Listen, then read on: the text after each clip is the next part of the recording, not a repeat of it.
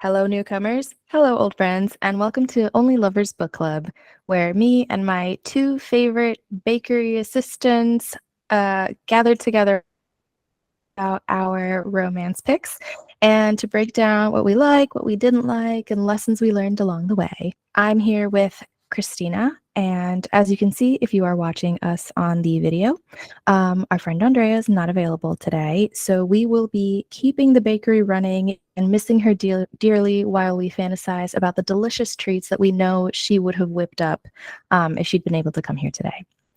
So usually, when we start off these videos, we'll talk about what we're wearing or what we're drinking or what backgrounds we have going on, and then fill you in on the book that we're discussing and a little bit about the author. I don't have any backgrounds. I'm wearing pajamas with no pants, and I'm drinking red wine. So, Christina, I will pass it along to you because your background is definitely a lot more on theme than mine. Thank you for that excellent intro. I am just in my living room, hanging out, freshly washed hair, freshly twisted hair. My background is kind of like a anime bakery situation, and that's because I chose it because that's what I would listen to. I literally went bakery lo-fi, and I had it on the. I downloaded like an hour playlist, and I just kept it on loop as I was reading. I did most of my reading on an airplane because I was traveling over this spring break is when I did most of my reading for this book. And yeah, I'm just wearing what I call my cookie pants. It's like a jumper that I got from Target. It's super comfortable. It's black. I got black long sleeve and yeah, having a good time. Miss you, Drea, but we'll see you in the next one. So let's talk a little bit about the author, and then we'll talk about the book. So our author for this evening is A.R. Capetta. A.R. Capetta, all pronouns, the author of Echo After Echo and The Lost Coast, has lived in Austin and worked as a professional baker and holds a Master of Fine Arts in Writing for Children and Young Adults from Vermont College of Fine Arts. A.R. Capetta is married to author Corey McCarthy, and they live in Vermont with their young baker. This is, I think, the first time that I have had an author who is professionally working within the field that they're writing about to this degree, and also who is married to another author. So I looked at this bio and I thought it was the cutest darn thing. So I just want to put that out there. I love this. I love the authenticity here. Yeah, and it's cute that their kid also bakes. Yeah. Like, what is this? What is this? Too cute. And then our book for today is actually The Heartbreak Bakery, which is, again, on theme with the author's bio. So, Chris, if you can please read a little bit about this book. Teenage baker Sid sends ripples of heartbreak through Austin's queer community when a batch of post being dumped brownies turns out to be magical and makes everyone who eats them break up. Quote, "What's done is done. Unless, of course, it was done by my brownies. Then it's getting undone." Sid, no pronouns please, has always dealt with big, hard to talk about things by baking. Being dumped is no different, except now Sid is baking at the Proud Muffin, a queer bakery and community space in Austin. And everyone who eats Sid's breakup brownies breaks up. Even Vin and Alec, who own the Proud Muffin. And their breakup might take the bakery down with it. Being dumped is one thing, causing ripples of queer heartbreak through the community is another. But the cute bike delivery person, Harley, he or they, check the pronoun pin, it's probably on the messenger bag, believes Sid about the magic baking. And Harley believes Sid's magical baking can fix things too, one recipe at a time. Well, I mean, I read that. It's so cute. I definitely read that. I am instituting a spoiler alert for whoever wants to actually read their way through this book without getting anything spoiled.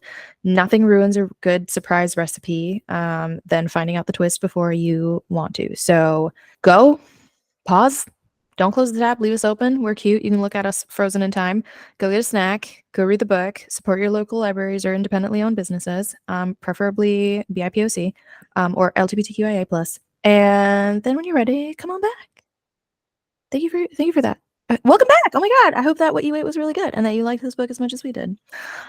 This book falls into the category of books that I stumbled upon while trying to pick a book for book club. This always happens to me.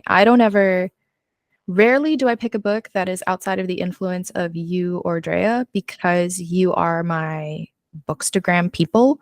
and you know the kind of books that I'm wanting to read, and you know what kind of books fall best within the categories that we're trying to represent for book club. So I think I kind of like wandered through Goodreads and Storygraph and was just trying to find something that fell into this space of like an innocent pseudo YA that had some romance going on, but had a little more representation. Because I think the last couple of books I've picked that were on the lighter side tended to lean more towards like very young adult. A lot of kids in high school, which this still includes someone who is in high school, but wasn't just focused on a romance that occurred in school. It was focused on something that was happening outside. You barely saw the character in school, which I found refreshing. And I love food books. I love anything that has to do with food. I love baking. I love cheese. I love drinking. Anything that has to do with recipes, I love it all. So the concept of having magic baking, I loved it. I wish I could do this. I love movies like Chocolat or Tortilla Soup or the one with Sarah Michelle Gellar where she like cooks and her feelings go into her food and there's like a magic crab. I love it. I love all of it. Chris, what was your overall impression? How'd you feel about this read? How'd you feel about Sid the Kid and the world of magical baking? That movie is called Simply Irresistible, the Sarah Michelle Gellar movie. I Yes, it is. I love that movie. I love the premise of like I love the premise of the way that you feel affects your cooking. Como agua para chocolate, como agua para chocolate is one of the or like water for chocolate for the American audience or the English speaking audience. That's one of the books that you read in high school and or the movie. You watch the movie. And that's it's always just like a very important part of the lore. And I really liked I thought this book was really really cute. I didn't know what to expect. I knew that it was going to be probably yummy. It made me super hungry as I was reading it. And I thought that it was both really cute, but also like very it has like very important themes. Like I hate being like, oh yeah, the themes they were super important. And like if young people are reading this is great.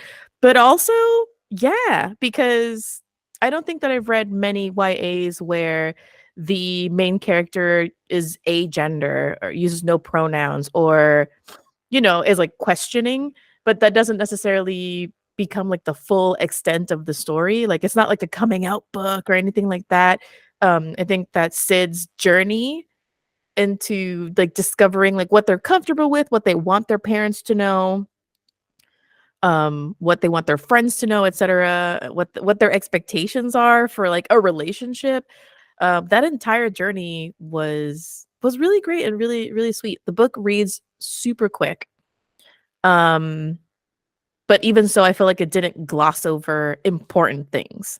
I felt like everything that the premise set up was answered, and I felt very satisfied by the end. I was like, so I was just so happy. Like I closed the book on the airplane and went, I gave a big sigh. So yeah, I appreciate you picking this one. Am I surprised that you picked a book with cooking in it? No. But I'm grateful. I'm grateful to you. This felt like the kind of book that would fall into a nice, happy niche for like all of us to get something out of it and really enjoy it. So I'm glad this turned out to be as enjoyable as we experienced it to be. Okay, so my overall impressions, I liked it. It was a good book, like you said.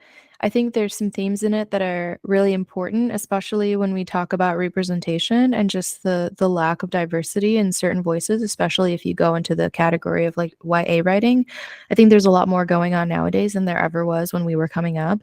But that's not to say that everyone gets represented in a way that there's no like equal distribution of representation. So I think seeing someone who's struggling with their gender identity and really trying to understand what it means to try to live in a world in an absence of pronouns and in a space that is absent of gender is really interesting to see, especially from someone who's as well expressed as Sid. You know, Sid seems like someone who communicates fairly well, has a lot of friends, is well rounded, has had a long term relationship. So this isn't someone who's experienced their childhood and teendom necessarily presenting as an other, or being someone who might exist outside of a category to the outside observer. And so to see that this person has been kind of masking the struggle while still maintaining good relationships and, having a job, it is, I think, a good insight into the complexities that are involved with this kind of an experience.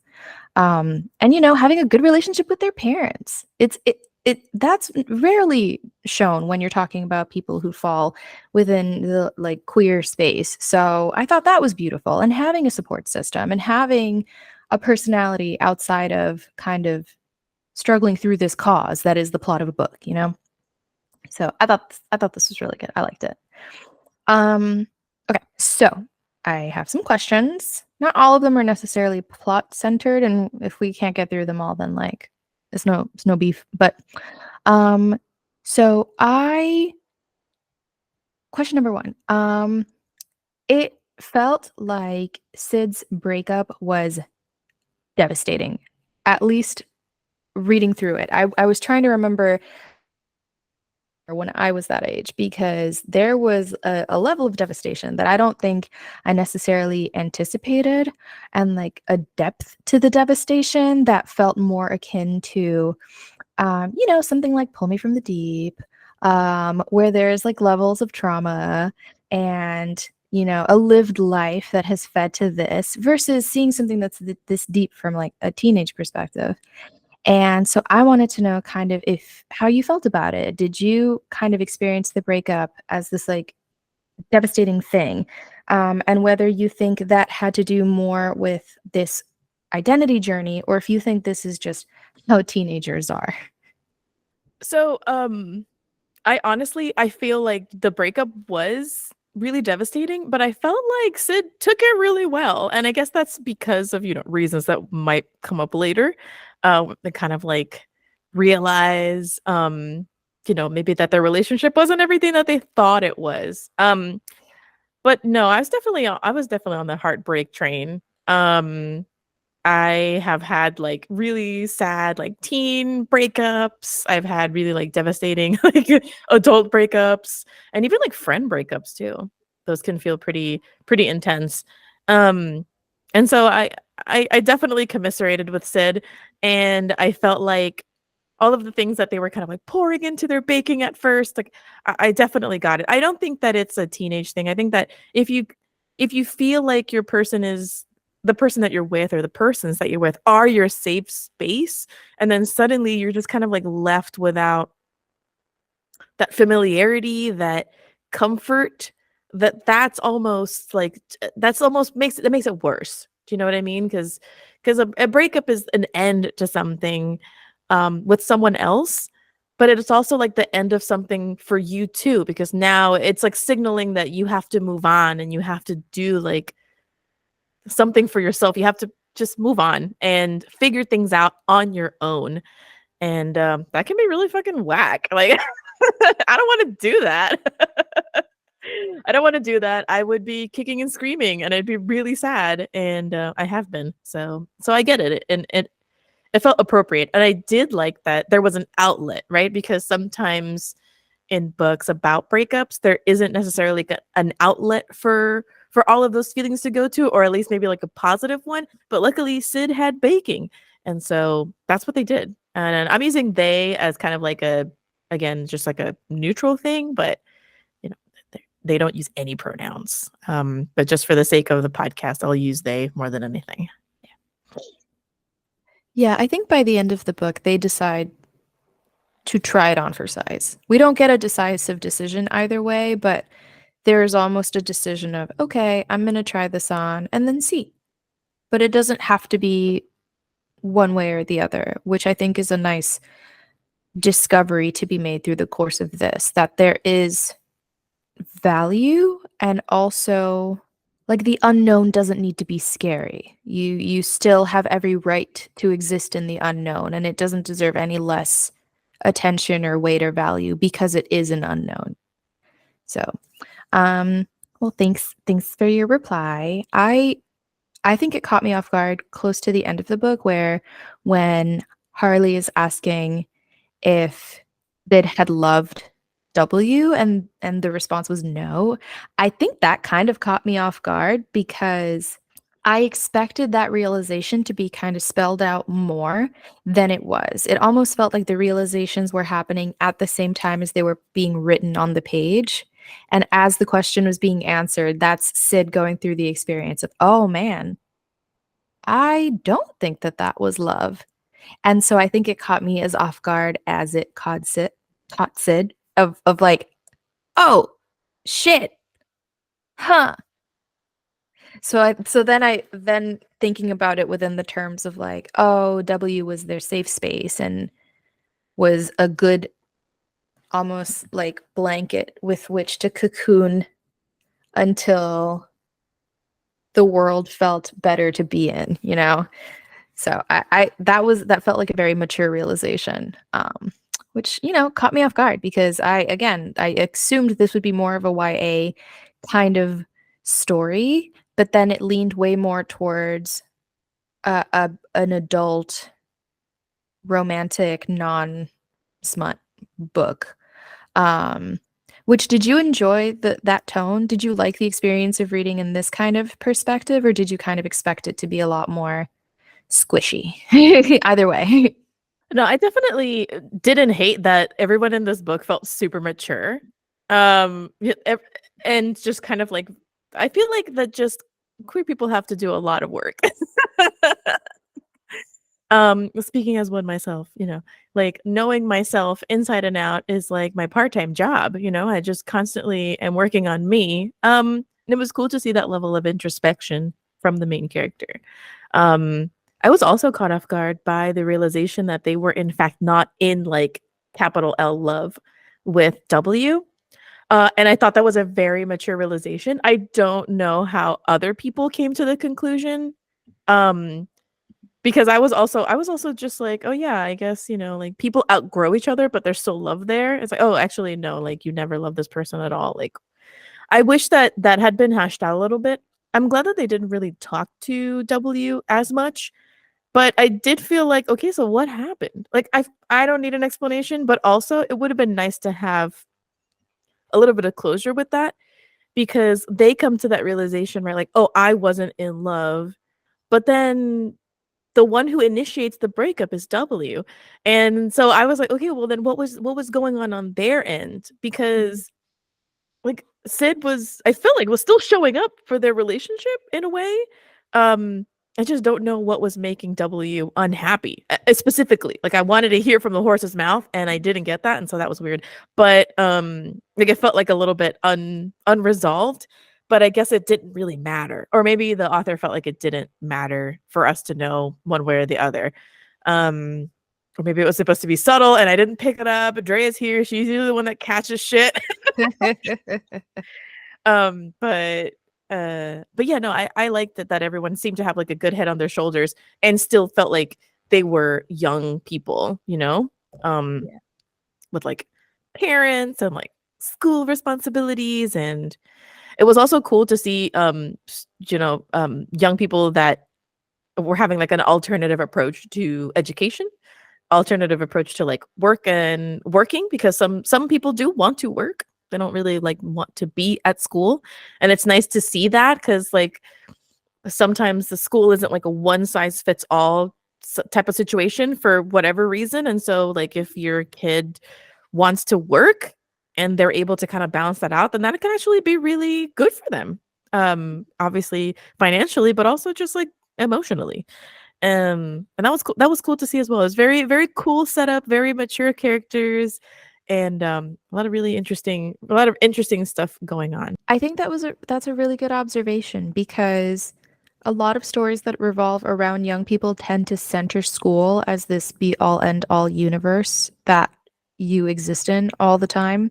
And if you don't solve your problems in school, then you won't necessarily be able to deal with them afterwards. So I appreciate that, like you said, they show different options for people who might not necessarily see academia as their next step, who do want to just be in the world and be working and establish something that feels like a safe space for themselves that they want to continue in because it's not the same for everybody. You know, some people will probably benefit from pursuing stuff outside of school. Academia is, a sham. Come at me. Um, but yeah, I do also have the lack of fulfillment with regards to the conversation because it felt like maybe W was having these realizations about Sid before Sid themselves even saw that this was happening, because some of the conversation brought up is, um, maybe W could see themselves with Sid more when Sid fell within the category of lesbian, because that was the category that W fell within. And then once that no longer felt like the correct kind of space to be in, then that maybe did affect what the relationship was. Because I'm sure if you're, W and you're dating somebody and they are not being open with you about these struggles that they might be experiencing, you probably do notice a shift in how they're acting around you. Maybe they do get clingier in an effort to almost like find support and comfort within the relationship, where before it was just a relationship that you enjoyed, because you enjoyed spending time with the other person. So, I do wish we'd gotten that other perspective, because I feel like maybe we would have seen a burden that W was carrying that eventually got to be too much, and they decided to, prioritize their needs over Sid's. Yeah. We'll never know, but I feel like there is a good amount of space left at the end of the story where maybe in 6 months they are friends again and they can have the conversation about what happened and why it happened, and apologize to each other for what really went down in their relationship, because they were together for years. So there is a friendship there and there's a connection there that I don't think can be undone just because of the end of the romantic aspect of it. So I have faith that they were good. Maybe not great right now, but I have faith that they're going to be able to find a place where they can be good to each other again and really like celebrate each other again. Now, onto our different pairing. How did you feel about the chemistry between Sid and Harley? Because A plus on representation there, but also I don't think I have experienced this level of tension between two characters who don't do it. There was so much flirtiness there. It was like, excuse It was me. it was really refreshing. It was really nice. Yeah, I feel like I have felt this level of like flirtation and yearning in real life, right? And so when I was reading it in the book, I was like, "Oh my goodness." It was very exciting to read.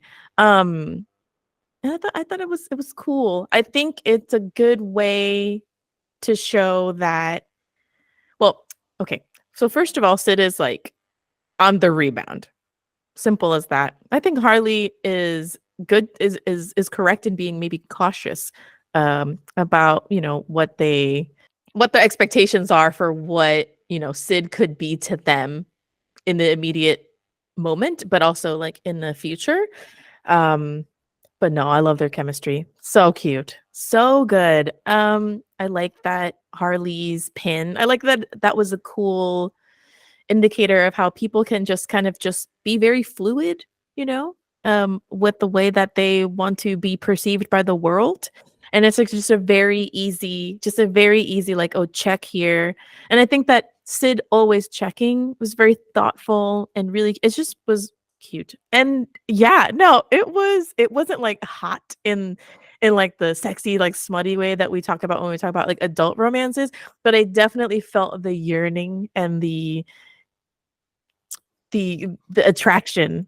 I really liked it. I think that they were really well suited. Their personalities and their humor really clicked for me, and neither of them felt like an incomplete character. They both felt like really well-rounded and well suited for each other. It didn't feel like Harley didn't deserve Sid or the other way around. It really felt like, oh yeah, these two could be friends and they could be more and they should be more. But if they don't want to be, then that's okay. But like they should be. So that's how I felt about it. Same. I appreciate the realization of the flirtations that had always been kind of happening. And I like the visual of the taxi light being on, because as a very flirtatious person, when I was younger, struggled with realizing that I was very flirtatious with people, and then eventually getting to the point where I had to be honest with myself in that I was having very intentional flirtations with people like of the same, like people who fall within the category of women, without necessarily realizing that that is something that I was doing. You know, the age old, do I want to be her? Or do I want to be with her? Um, and kind of having to have the conversation with myself of, okay, I act a certain way around certain people with the expectation of being flirted with in return, even if I'm not being honest with myself about it. So I think that was I really liked that moment coming up because that's a very real thing that, at least in my queer journey, was like, oh, I think I have to be a lot more honest with myself about what my intentions were behind how I was speaking to this person because I definitely wanted them to want to flirt with me too. So I thought that was a really fun little buzz between the two of them and how, yeah, it was cute and they weren't um embarrassed about it or embarrassed to be caught out flirting, which I thought was really fun. It kind of made them lean into it a little bit more. So yeah, I loved the chemistry. I thought it was really fun and not I, cheesy. Just I love the fact that like Sid does like the sweet baking and then like Harley is more like of a cook, you know? And they felt like very opposites in the kitchen, like attracting, you know, like not Harley not being a fan of sweets, but you know, having their favorite flavor being turkey. I gasped when I read that. But I like that Sid has like a very it's that's how it is in the kitchen, right? Like when you're baking, you're following these rules, yeah, and you know you've got a structure, and I think that it kind of like complements Sid's personality to have everything in its place. Everyone is supposed to be with someone. Everything is supposed to mean this. Like things are very clear. Follow the rules, everything will work out. If you have followed the rules, you followed the recipe, did the temperature right, you know, not a lot of improvisation. Whereas Harley, you know, it's like, well, you just got to know what to do with the ingredients that you have and you got to just trust the process. And how this, like, those are two very different approaches to being in the kitchen, but also like, you know, as life philosophies, you know, follow the rules and you'll get there. Not like the rules of our society, but like the rules that you feel fit best to like your comfort level, you know? Whereas like, oh yeah, no, I'm just gonna take people as they are and I'm gonna meet them where they are and I'm gonna figure out what happens when we get there. And I'm like, okay, well, out of these two, I feel like I'm Hartley, but like that's how I approach life. But I like that also that just that little factor in their relationship, like not just the chemistry and personality, but the chemistry in the kitchen, right? Cooking is chemistry. And so they had the complementary styles, tastes. yeah, I think that pivot to actually trying to make something that was savory but also brought together all the favorite flavors was really cute because I think that was an even clearer representation of the fact that you don't have to live within the structure of a recipe. You can still get such a delicious result if you do play around with the rigidity of cooking and you do kind of throw a curveball and you can still get something amazing. Um, it's beautiful. I don't have too many more questions. Did you expect a different outcome for what happened with the Proud Muffin crew? I thought it was going to be we did a bake sale and we saved the day, but there was a lot more of a complexity to the situation that is being dealt with, and I thought that that was really a really interesting direction to take it in with regards to the bakery and the owners because there was, you know, a fundamental misunderstanding of what exactly the problem was. And Sid just kind of dug into it to try to solve the problem without understanding what the problem was. And that kind of speaks to the bigger theme of their relationship with W, what's going on. So did you expect how did you feel about kind of the resolutions and the direction the story went in? Um Yeah, I thought it was gonna be more of a straightforward, we save the bakery with our magic baking, you know? And it turned out to be a bit more complex than that, and I felt like it because it was a more layered problem, much like a delicious cake. Stop, I'm not even gonna try to do it. It's not my strength, you know? But yes, I did think that because it wasn't so straightforward, I was like, "Wait a minute, then what's gonna happen?" You know, like, is this gonna be the end? What comes next? It was always my question, like, what are they gonna do next? And I liked how I liked where they got, you know? I liked that the owners, I guess, addressed the gentrification situation, but also the fact that, you know, they had this business that they were really proud of, but nothing lasts forever. Like, your passion for, cooking or a project or whatever might not, like, last forever. You know, you do something for enough time and you recognize that it's time to move on. So I thought that was really cool. I like that they didn't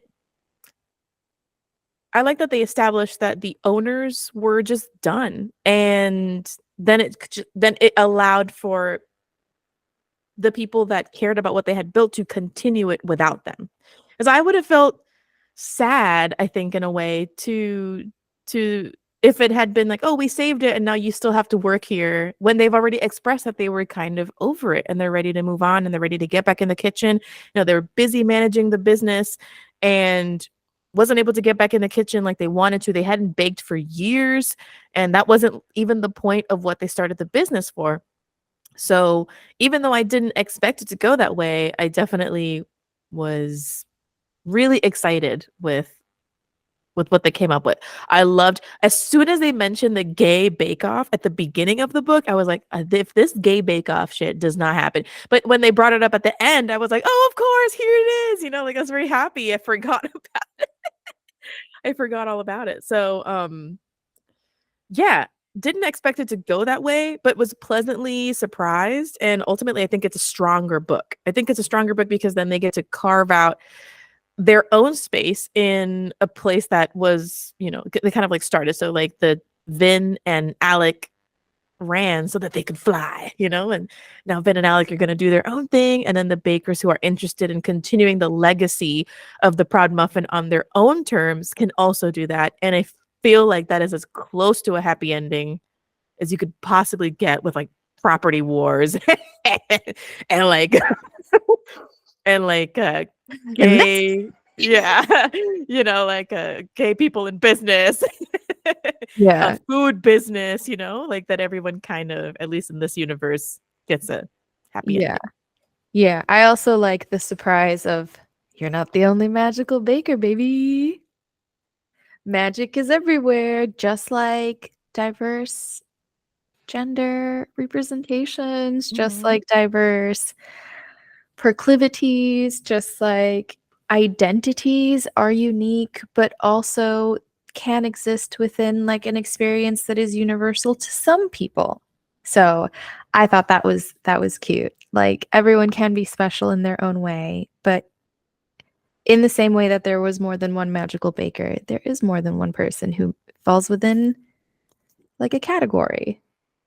Doesn't have to be a named category, but like it exists. Experience are universal, even though they feel very, very solitary. That magical baking that confession, that realization, that no, not realization, what word am I looking for? Confirmation?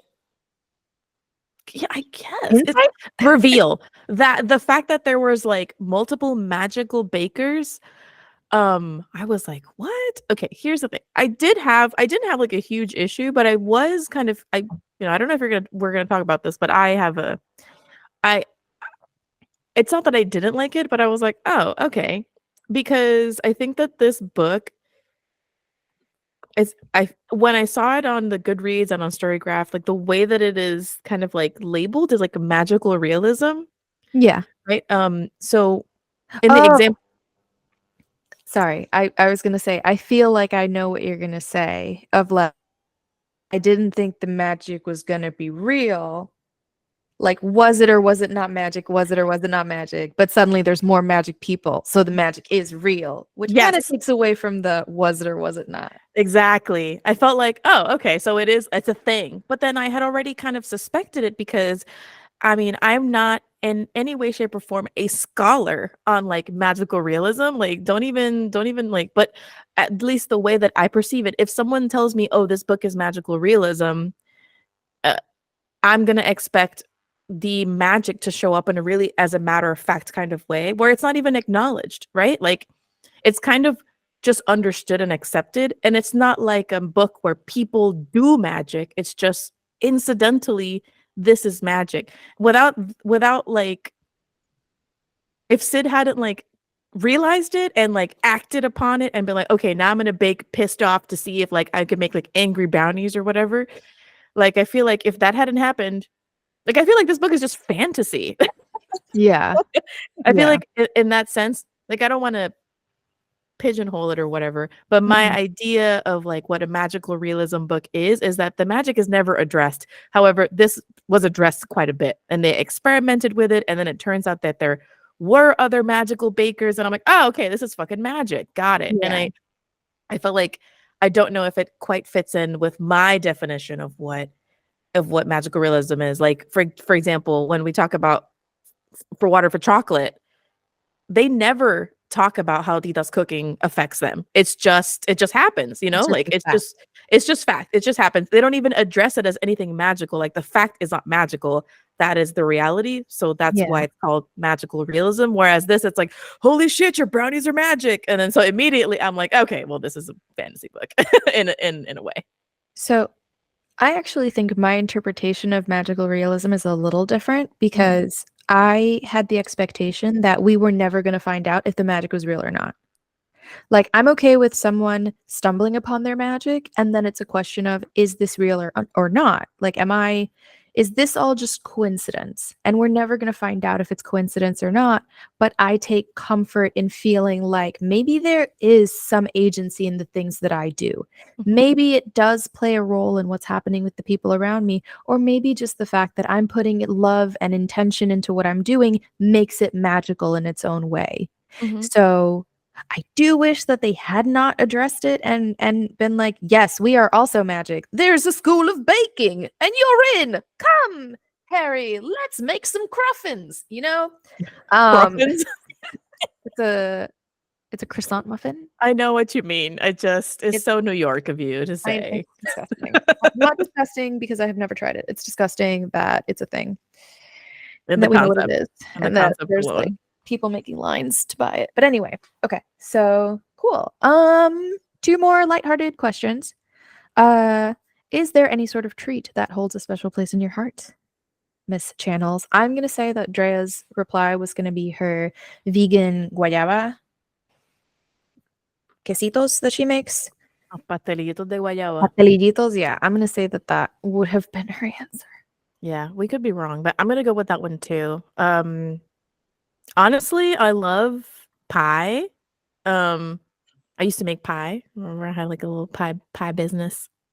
Side note, everybody. Yes, Christina in college had her own pie making business. She would sell these little pies and regular size pies for like a semester, two Hmm. semesters. It was for a while. You would sell out. You were the only person, you were the first person to have ever made a fruit pie that I decided to try and liked because the idea of fruit pies to me were disgusting. But you made them and they were delicious. And then now I can eat pie because of that. So thank No problem. You're welcome. I tried to put a lot of love into it. You know, put a little bit of my magic in there. I have no idea. I was saving money for something, and I was also like experimenting with baking, and yeah, I went for it. So pie is good, but I don't discriminate. Truly, I love anything and everything that comes out of a kit comes out of the oven. My sister is a mean cook and baker, and yeah, I just yeah. If there's a pastry that I might be lower down in the rating, might be cupcakes, just because you know the ratio is a little hard to hit, and I feel like sometimes they're dry, and it just depends on like who's making them. But also I feel like sometimes people like try to do too much. Sometimes I just want like a simple cupcake. And if the frosting is just like a dollop of that like marshmallow, just like a tiny dollop of that marshmallow puff, perfect. That's all I care about. It does not need to be as big. Like I don't need. It's not a burger, so I don't need. I don't want to be opening my mouth so wide. I don't want to need a tool to cut it. I just want to be able to take a decent like one or two bites. That's the only one that's complicated for me. Aside from that, honestly, I mean, I love pie. My favorite pie is McDonald's apple pie, which I usually buy with a ice cream when I'm feeling particularly munchy. So I don't know. That's my answer for now. I might change tomorrow, but for right now, it's pie, specifically McDonald's apple pie. Um, I agree 1,000% about cupcakes. They are like my least favorite because, yeah, the ratio is never right. And it's always a pain in the ass to eat them. I did have really good cupcakes from Magnolia Bakery, first made famous by Sex and the City, 2 weeks ago because they were gifted by my team when they threw us a "You're Getting Married" party. And I brought some home as like okay, these shouldn't go to waste. Delicious. I can say wholeheartedly that is a delicious cupcake. But would I pick that above a slice of cake? No. But also, like, if I was making like a breakup dessert, it would be a fucking cupcake. It would be like Yeah. breakup cupcakes. It'd be like, fuck you, cupcakes. Something like that.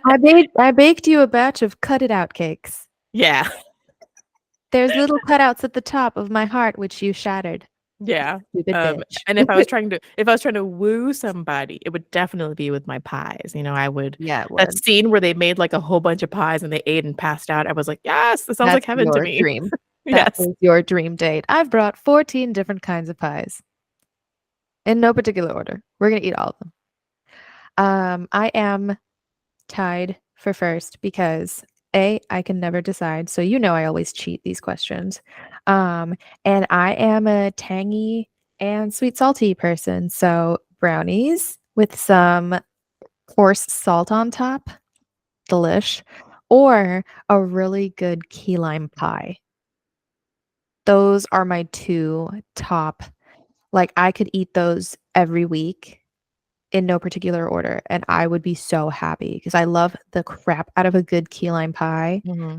and you can't fuck up a brownie. Like, get a box brownie. Box brownie mix is the best goddamn thing in our modern age, aside from like toilets and I guess vaccinations No, I'm just shy. and also abortions. Fuck you, America. Yeah, no, it's too much. Okay.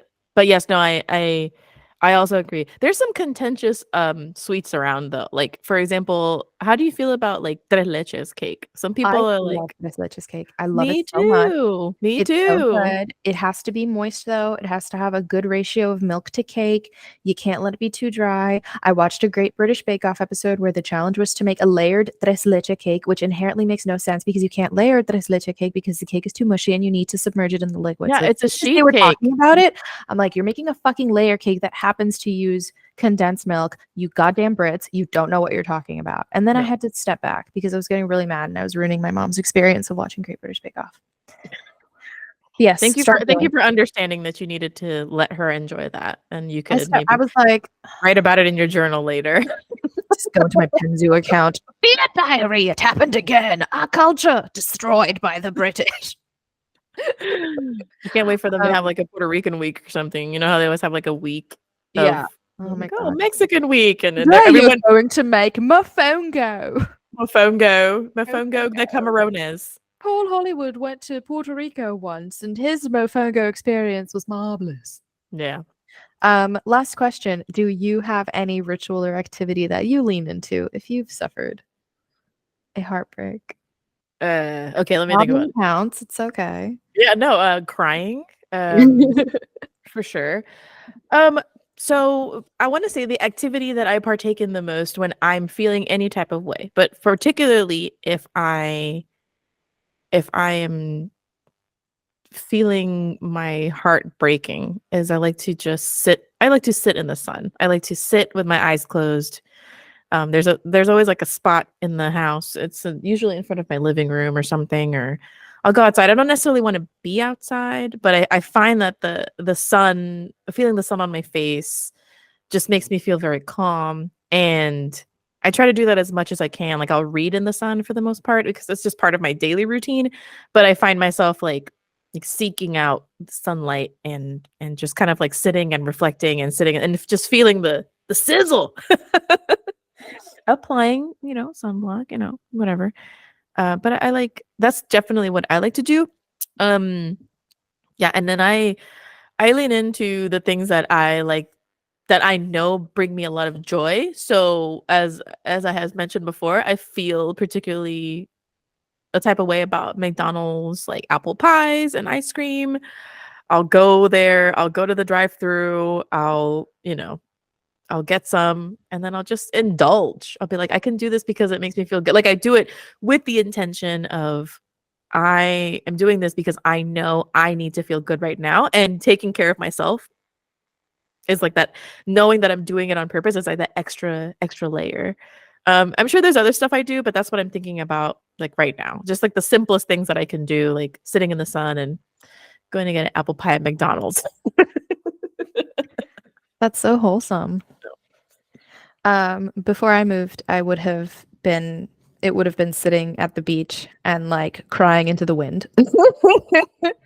Crying into the breeze as the waves are crashing and just wading into the sea and letting the salt water wash away my salted tears. And then after I moved, I was like, I'm going to practice witchcraft.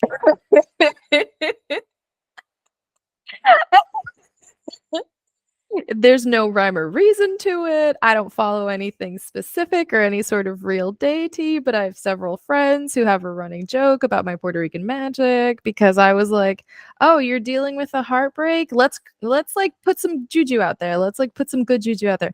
Let's write some thoughts on a piece of paper. Let's burn this piece of paper. Let's rub the ashes along our windowsill so that we have a better view of what the future brings." Or, maybe we try cursing somebody, but we're like discreet about it and we don't ever really talk about it except in quiet whispers with the people who know what you tried to do.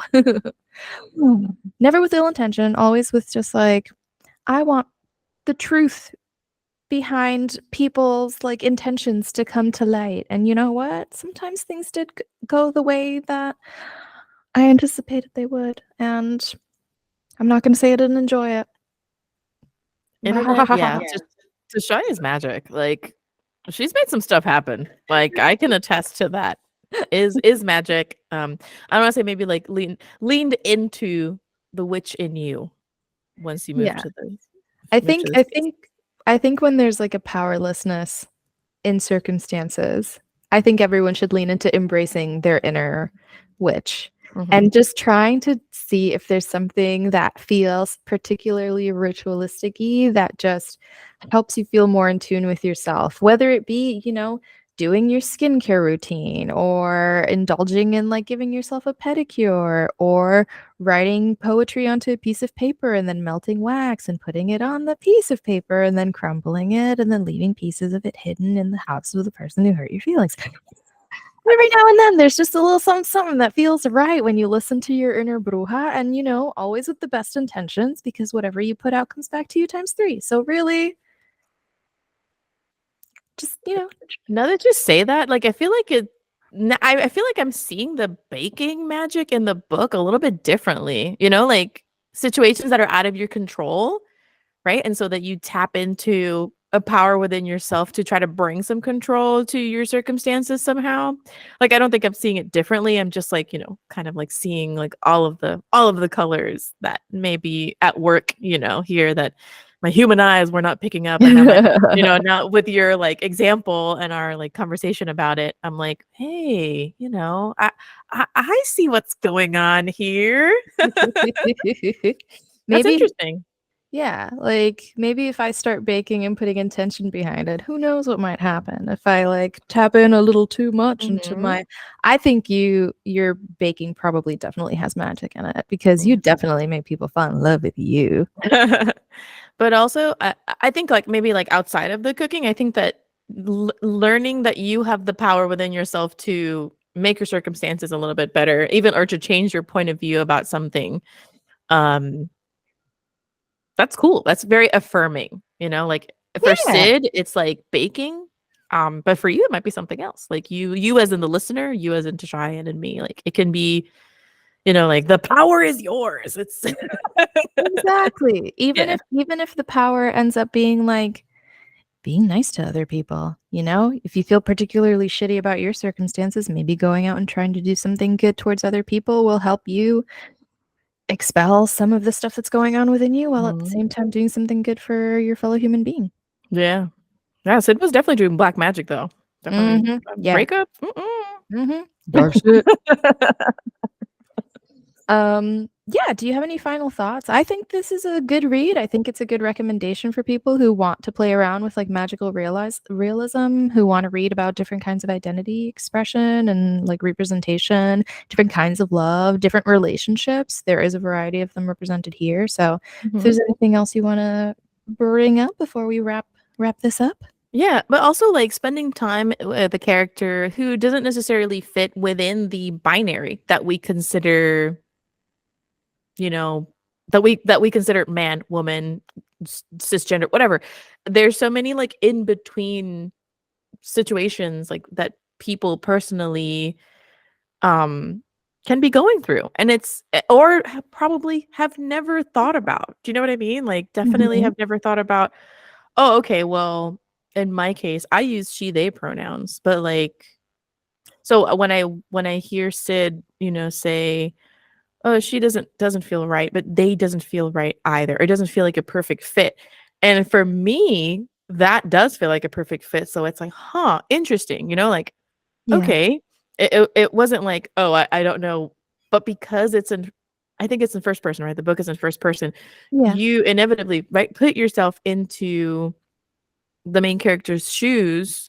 You spend some time in their headspace, and I feel like it almost becomes your headspace for a little while. Like it's you are Sid in that case, and like Chris has never felt a gender, but like when I was reading it, I was like, oh, okay, interesting. Like I was confronted with like, I don't know what this feels like or what this is, and this is interesting. And then when Sid was super happy about it, I felt super happy about it, super happy about being seen, or even just working it out, or even just accepting like, hey, I'm not ready, or hey, I'm confused about XYZ or whatever. Hey, like, yeah, I guess I realized I wasn't in love with that one person, but I want things to work out with another one. And it was just it's cool to it's fucking cool. Books are fucking sick, you know? And they can really alter your perceptions, even if you're a person who is I like myself, like constantly trying to consider other people and other ways of thinking, other ways that people can live their lives. You know, even for me, who Yeah. I'm like, I'm trying to consider everybody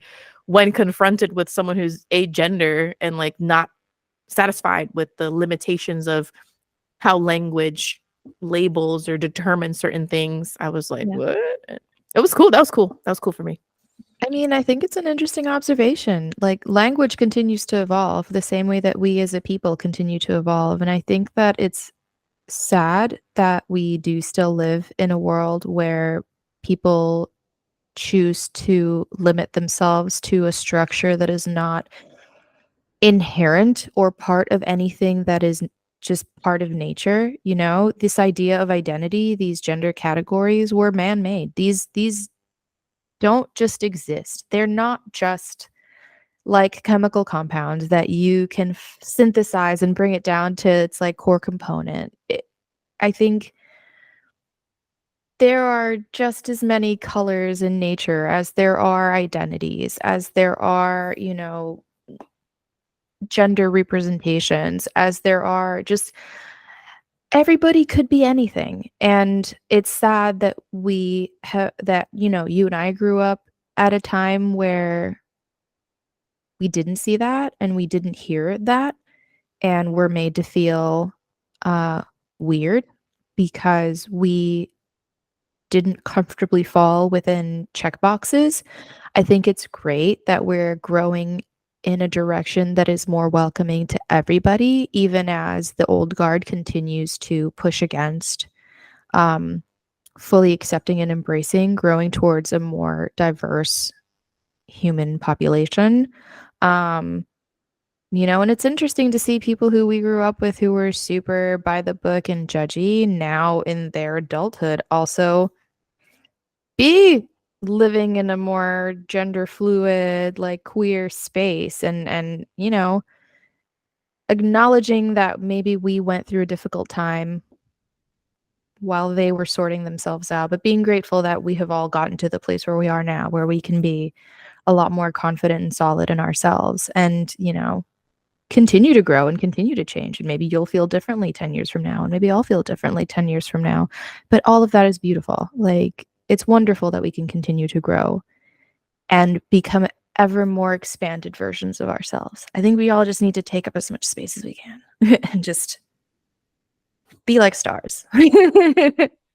Hell yeah. Yeah. Here, here. So that concludes our Only Lovers discussion of Heartbreak Bakery. I have a copy of The Hunger Games that I need to return in 3 days. So I was trying to reread because it's blowing up on my TikTok feed. I don't know if I'm gonna get to it. I might try to see if I can power read in the next day or two so I can return it to my library. Love you, Brooklyn Public Library. Um, and that's kind of what I'm reading right now. I think after that I'm gonna tackle I'm finally gonna read I'm Glad My Mom's Dead, or I'm Glad My Mom Died by Jeanette McCurdy. What are you reading right now, Chris? I am currently reading, and I literally picked it up because the cover is really, really cool looking. I'll send you the link. I'm reading a book, or I'm listening to the audiobook. Bianca Torre is Afraid of Everything by Justine Pacella Winans or Winans. I'm not sure.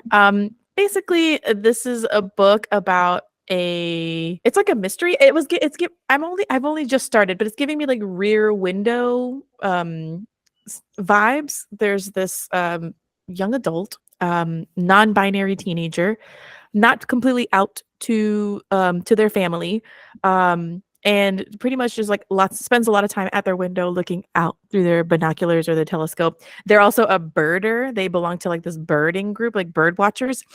And I think they witness something and then they have to like solve it. I think it's like one of these like thrillers, and it sounds really sinister, but it's actually hilarious. Like the voice of the character is really fun.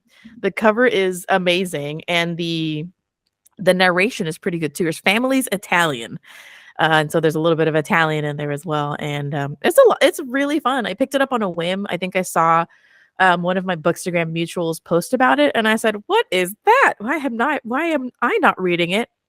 And my library just so happened to have, like, literally just so happened to have a copy. I was like, "Oh yes, alert me!" And the next day they were like, "We've had it," and I'm like, "Great, let's hear it." And so started listening to it. So that's what I'm reading. So, if you follow us every month, there's another book coming up. So, for the month of May, it's going to be Drea's pick, When the Tiger Came Down the Mountain by, I'm going to say it's pronounced. Nope, I'm not going to chance it. I don't want It's to mispronounce knee. someone's name. It's just knee. It's Vo. Nee. Okay. That's what I thought it was going to be, but then I hadn't checked prior and I didn't want to mispronounce anyone's name. Mhm. So, thank you for the assist. No So, problem. that is going to be episode 90. Q2 2023. I'm looking forward to reading it. I love tigers, and apparently there's some sort of tiger wife scenario, so I'm very excited about that.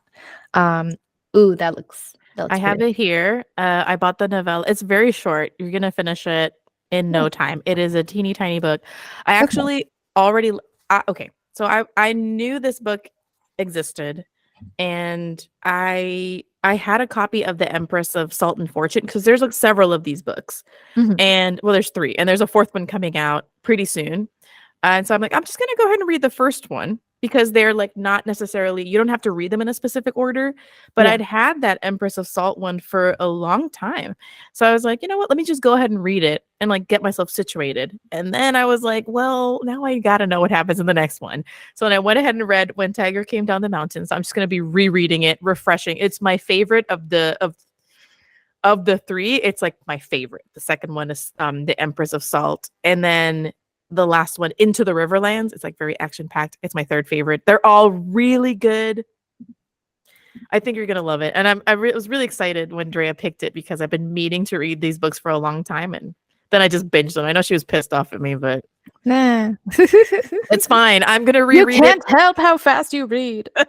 They are very short. The audiobook was 2 hours. I listened to it Oh, like on what like I started it on my way to work and then I finished it on my way back. And I oh, was that's awesome. yeah, Okay. it's mini short.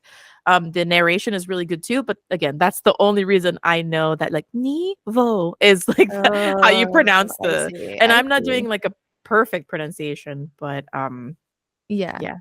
Nice. I would suggest you do what I did and read this one obviously, but then check out the Empress one. That was really Also good. read the other. Okay, Yeah, okay. I'll yeah. figure out where I can track these down. Okay, internet, that wraps up this episode of Only Lovers Book Club. Thank you for joining us all the way to the end. If you didn't, you'll never hear this, but you missed out.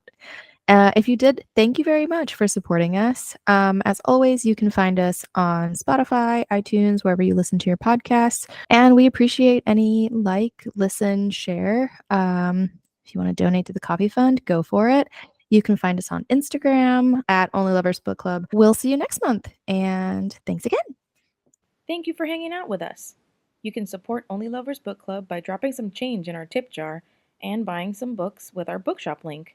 You can find us on Instagram at Only Lovers Book Club, and from there, find our individual accounts and projects. Feel free to favorite or rate us if that's an option for you, but always make sure to like and subscribe and turn on your notifications so you never miss an episode.